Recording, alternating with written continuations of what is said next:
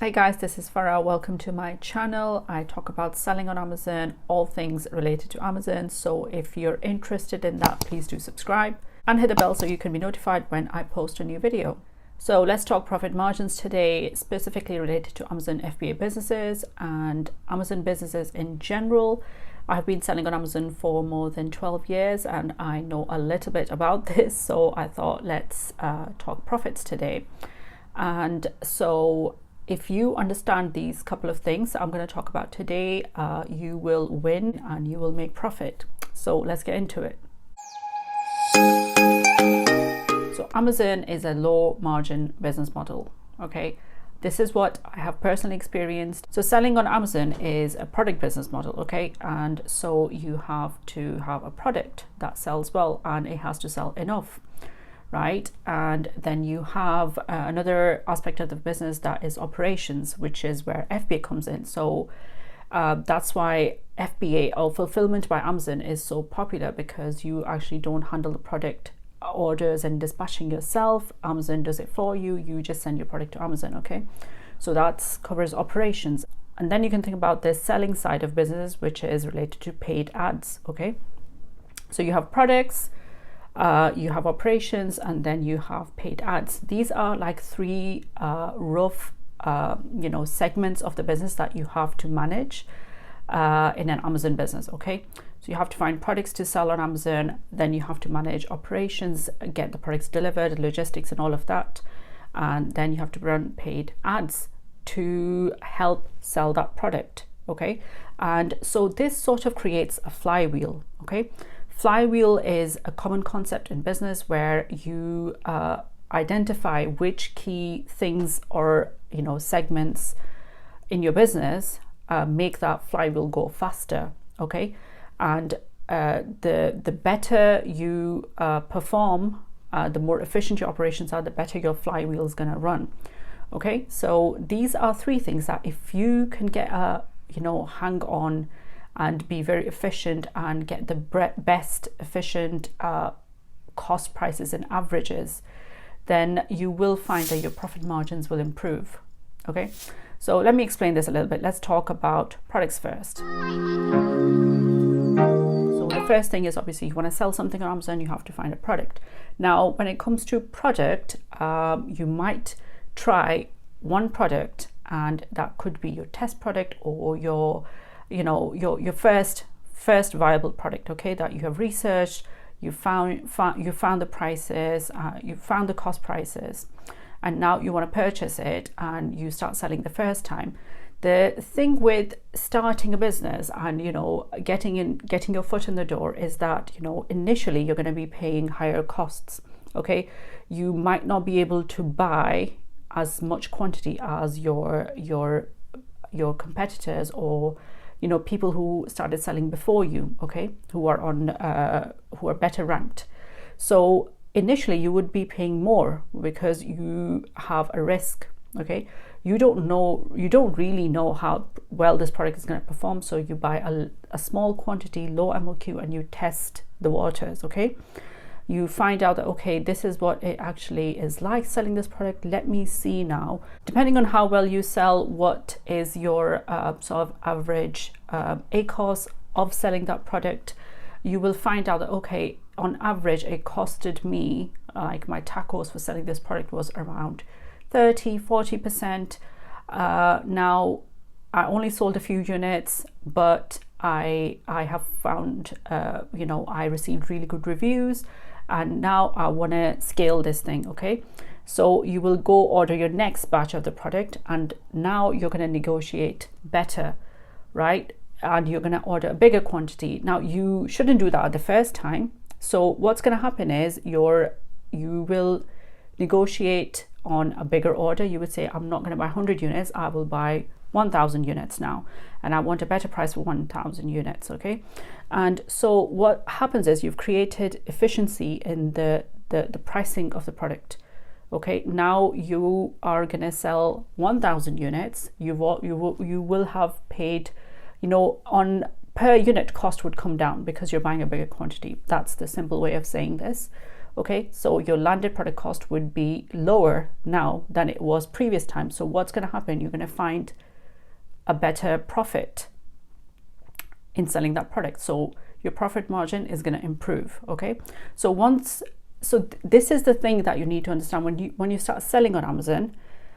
You can't find that efficiency straight away in your first batch. It will happen in your maybe second, third, fourth, maybe even fifth batch, because you are new to the market. You are just getting your foot in the door. There are people who are ahead of you, and a lot of the times the budgets are not there. Like, you shouldn't spend a huge sums of money on just your first product anyway. Okay, and anyway, this is what I believe, and this is a safer way of doing this business, where you minimize your losses as you're getting your foot in the door, as you're learning about the market. Because a lot of the people who come into this business, they are newbies. Okay, they don't know anything about selling a product, and sometimes the product you select is sometimes not suitable, and you want to move off and learn from it, and then select a better product and not be stuck with the inventory. So that's the product side of efficiency that improves your profit margin as you start to scale on Amazon. Okay, now let's talk about the other part of the flywheel, which is operations. Okay, and in an Amazon business, it's the most efficient way of storing, dispatching your orders, handling returns and everything is FBA, okay, which is fulfillment by Amazon. And even though I've been selling on Amazon for over a decade, I have only recently in the past 2 years fully converted to FBA. Why? Because I just didn't want to pay the extra fees. The fees was like something that I didn't want to give away from my margin. But over time, I realized that, this thinking is wrong. Okay, even though I have the Prime badge using Seller Fulfilled Prime, the problem is that I take 2 days off. I used to take 2 days off in the week, and in those 2 days, no orders would be dispatched. Okay, so it was lost sales in 2 days. FBA works 7 days a week. The orders are delivered 7 days a week. So when I thought about this, I thought, okay, this is an inefficiency in my business, and this is something that I need to change. Actually, the push for this change really came from Amazon, because they decided to change Seller Fulfilled Prime requirements, that you needed to open at least 6 days of the week instead of 5. So up till that point, we weren't gonna do complete FBA. So up to that point, we were like just lazy, that we didn't want to convert to FBA. But once that ruling came through and they changed the rules and they said, no, you have to open at least 6 days a week, otherwise you can't have the Prime badge. If you don't have the Prime badge, you can forget about getting any sales on Amazon. It will get even harder. So we decided, okay, do you know what, we have to convert either our full catalog to FBA, or split it between FBA and vendor. And so what we ended up doing was we thought, okay, let's go just move everything to FBA, and we saw the sales uplift because our orders were being dispatched 7 days a week, being delivered 7 days a week. Our reviews improved, our even conversion rates improved because of FBA. So a lot of these inefficiency in my own business, even after selling a long time on Amazon, was just I guess come down to decision making based around your comfort, that you don't want to change the way that you do business. But this is where we were losing money, and this is where we were inefficient, and we found better margins using FBA, because we were paying a lot of money to Royal Mail, paying higher rates to them, where we could have switched to FBA sooner and could have made use of better rates that Amazon negotiates with Royal Mail, or Amazon offers through their own delivery network. So this was another way that we were able to find improved margins in our business by becoming efficient in how our operations were run, how our orders were dispatched. Now, the last thing that you really want to focus on in the flywheel of your business is ads, okay? Now, everybody, every creator, every seller will agree that without ads, you can't really scale well on Amazon. unless you are a big national level brand, okay, that your brand name is already, has a huge search volume. But without that, you have to rely on product keywords. You have to rely on keywords to drive traffic to your product page, and then see how much traffic converts. But even there are efficiencies to be made in how your ads are run, okay? And this was something that I have been working on for the past 12 months. So there are efficiencies to be found in the way you run your ads, who is helping you run your ads, if you're using a software or you're using an agency or you're doing it yourself. You have to analyze, like, how can I run ads better? How I can improve my tacos? Where am I wasting money in my ads? Which campaigns are not performing? It's not enough to just turn off campaigns.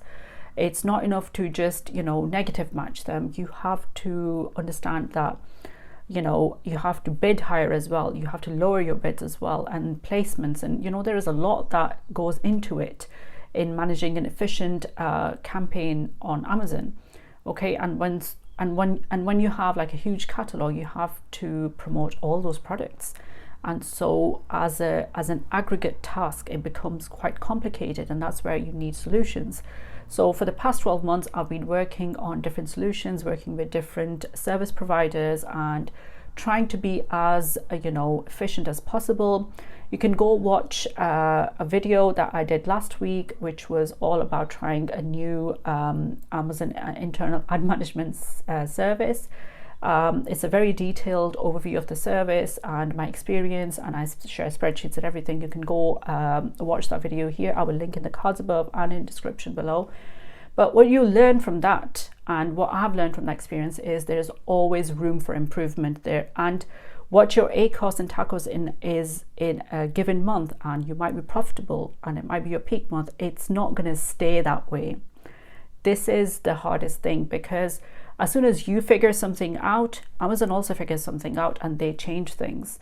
And even if they're not changing things or bringing out new rules or features and things like that, the market changes, the demand and supply for ads changes, and that changes the cost per click, which can increase your overall spending, or might result in you losing sales, because this is what we experienced in sponsored display ads that we were running, that we were doing so well in our peak season till July, and then suddenly our sales just tank from that sponsored display, because there was a huge push for advertisers to run more ads in sponsored display ad type, and so that resulted in increased cost per click, and we didn't raise our bids in time, because we realized too late that it was actually a bid increase issue.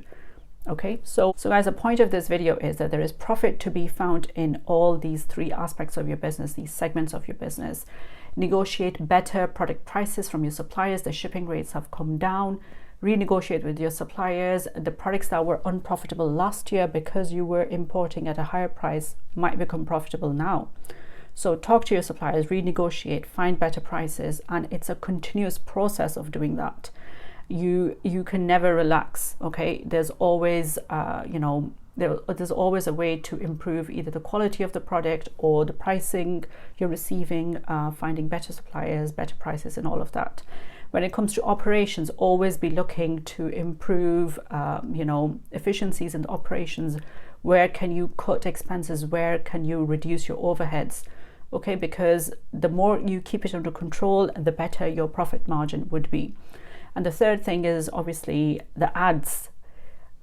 1 month they might be profitable, the next month you can fall off that, and you can't. It's an active thing, it's a changing thing, and then you have to keep in mind that overall there has to be a certain level that that you think that, okay, I'm not, if I go over that I become unprofitable, so I have to make sure that I have a bit of a room. Okay, and this is the room that any entrepreneur, any seller is always trying to create, that I have a little bit of a leeway, I have a little bit of breathing room to keep my business profitable and keep investing and growing and scaling the business on Amazon. It's a moving goalpost, it's always changing, and so you have to adapt and change with it. So understand this, that when you're running ads, you're not just getting paid orders, you're also getting organic orders, because your ads help your product's visibility and organic rank too. So your overall ranking would improve as you are selling more and more units, your reviews improve and all of that, helps you sell more product, scale better, be able to buy more product, and feed your cycle. And this is how it is. The more efficiently you can do all these three segments, the better your margins will get. And as you are a new seller, you can't be expected to be at the efficiencies of a seller who has done this for a couple of more years, who's ahead of you. All right, so that's why your margins get even more squeezed. So if you are starting with profit margin that's very, very low and in your early years, either you have to find efficiencies to improve that, or you have to change your product so you can find better margin to start off with, and then be able to scale and be able to withstand the squeeze on your margin as you scale, because that also happens. That is also a fact in business. The bigger your business gets, your margins get squeezed. Okay, it doesn't always work the other way. You can go check this list of top 100 sellers on Amazon and look at their products and how big the catalogs are and how different countries they come from. There is separate one for US, UK, and etc. And what you learn is when you go through those sellers and their catalogs, they're not relying on just 1, 2, 3 products. They are building brands and catalogs of products, and some of those products are not doing so well because they're either new or they have flopped, and they're clearing the inventory. Okay, so not everybody is getting every single thing right, but it's a flywheel. Okay, so new things are coming in, and it's a moving thing that you have to sort of balance and improve and get efficient with. Anyway, this is it from me today. I hope you found this video useful. Give it a like and share with your friends, and I will see you guys next time.